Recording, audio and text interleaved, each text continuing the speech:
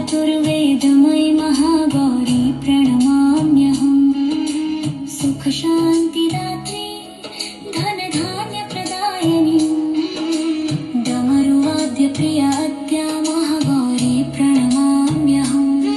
त्रैलोक्यमङ्गलत्वं हि तापत्रयहारिणी वदतं चैतन्य